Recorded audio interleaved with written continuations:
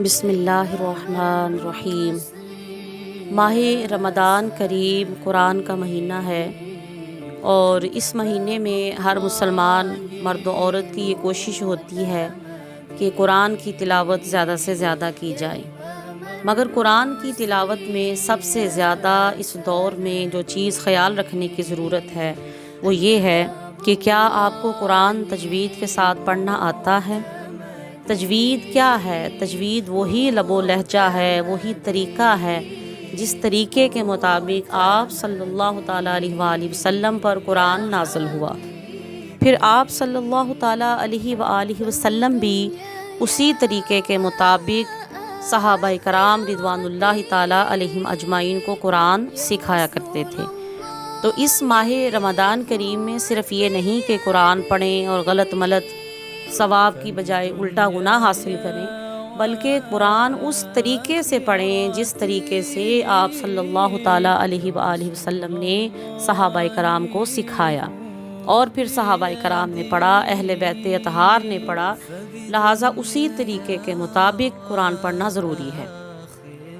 قرآن مجید سورۃ المزمل میں اللہ رب العزت نے ارشاد فرمایا وَرَتِّلِ الْقُرْآنَ تَرْتِیلًا، اور قرآن کو خوب ٹھہر ٹھہر کے پڑھو۔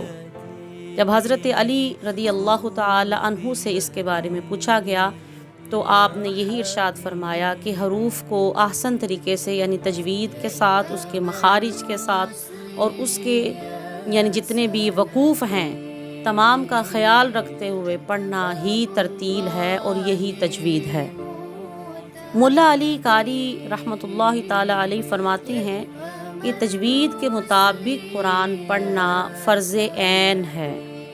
اعلیٰ حضرت امام احمد رضا خان رحمۃ اللہ تعالی علیہ فرماتے ہیں کہ بلا شبہ اتنی تجوید ضرور سیکھنی چاہیے کہ جس سے صحیح حروف ادا مخارج کے ساتھ کیے جا سکیں، اور غلط پڑھنے سے بچنا فرض عین ہے۔ حضرت مفتی امجد علی اعظمی رحمۃ اللہ تعالی علیہ آپ بیان کرتے ہیں کہ حروف کو صحیح ادا کرنا ضروری ہے۔ اگر کسی کو حروف قرآن کے صحیح ادا کرنے نہیں آتے تو وہ رات دن پوری کوشش کرے اور اپنے قرآن کی ادائیگی کو درست کرے۔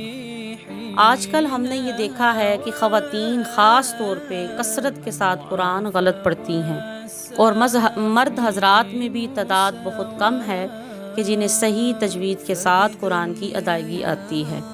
لہٰذا اس رمضان میں ابھی سے کوشش کرنا شروع کریں کہ قرآن پڑھیں، تجوید کے ساتھ پڑھیں۔ یہاں تک کہ اگر آپ کو قرآن صحیح پڑھنا نہیں آتا اور آپ نماز کی حالت میں بھی آپ غلط قرآن پڑھ رہے ہیں تو نماز ادا ہی نہیں ہوتی۔